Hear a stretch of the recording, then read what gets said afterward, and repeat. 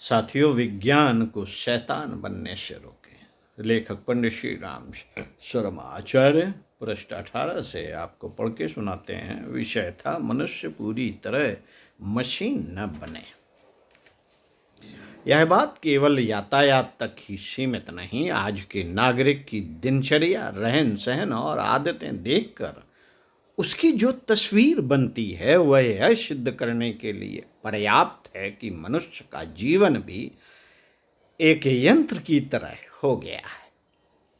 पाषाण, लौह और ताम्र युगीन विभाजनों के साथ वर्तमान संदर्भों को देखा जाए तो इसे निश्चित ही यंत्र युग कहना पड़ेगा।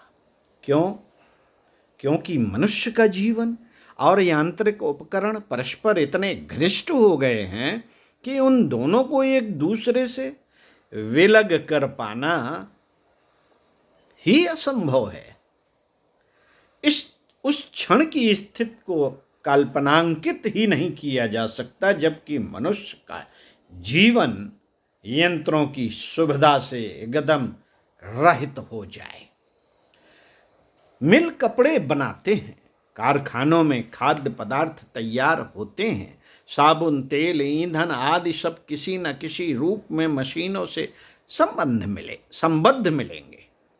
यहाँ तक कि जिस रोशनी का हम रात दिन उपयोग करते हैं वह भी रात दिन मशीनों द्वारा ही पैदा होती है और हम तक पहुंचाई जाती है।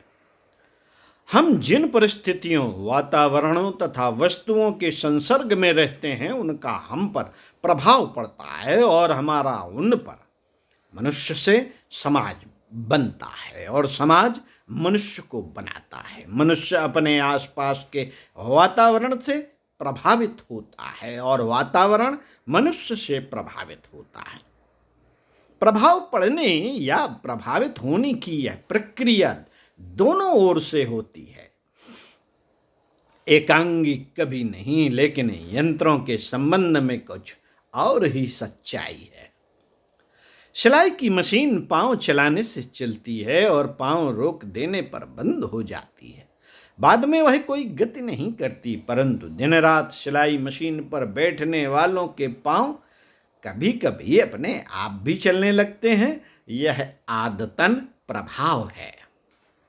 आदतन प्रभाव की तरह ही मनुष्य भावनाओं से भी प्रभावित होता है और आजकल यांत्रिक सभ्यता की समीक्षा करते समय इसी भावनात्मक प्रभाव की चर्चा की जाती है।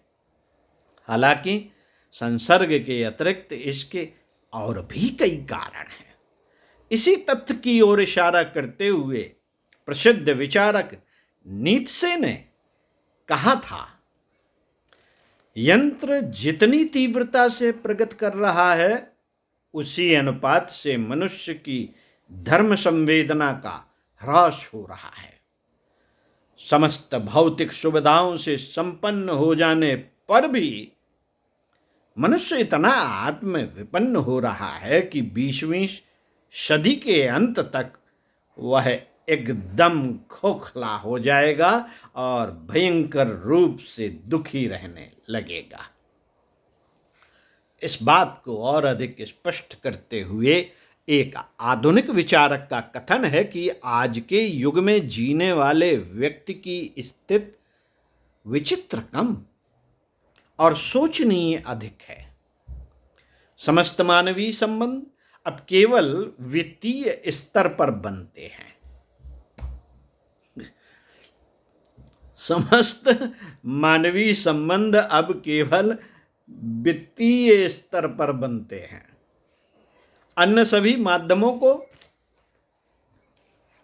या तो नगण्य घोषित कर दिया गया है अथवा फिर यांत्रिकता से जकड़े हुए नए समाज में वे किसी अज्ञात प्रक्रिया द्वारा स्वतः डूबते जाते हैं।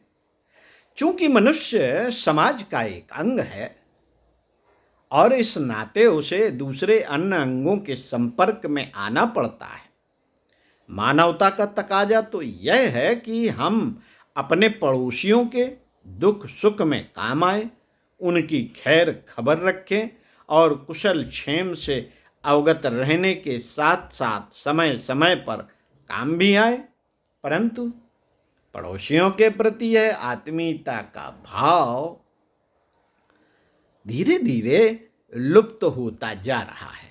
महानगरों की स्थिति तो यह है कि वहां रहने वाला एक व्यक्ति अपने पड़ोसी के दुख दर्द में साथ देने के स्थान पर उसे जानता तक भी नहीं।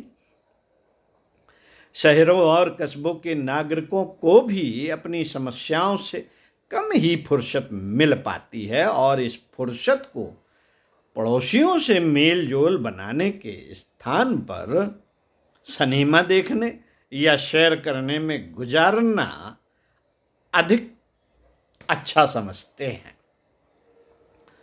पड़ोसियों से कटे रहने तक की ही बात सीमित रहती तो इतनी सोचनीय स्थिति न आती।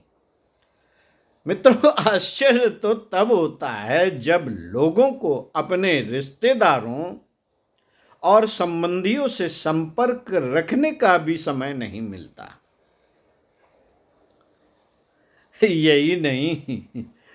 यही नहीं, आदमी अपनी बीमार पत्नी के पास बैठने की अपेक्षा दिन भर की थकान उतारने के लिए रेडियो टीवी सुनना और घूमने निकल जाना अधिक अच्छा समझते हैं।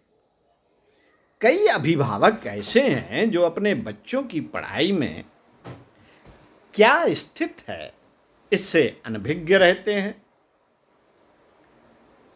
कई लोग ऐसे हैं जिन्हें अपने शहर में रहने वाले ओके ओके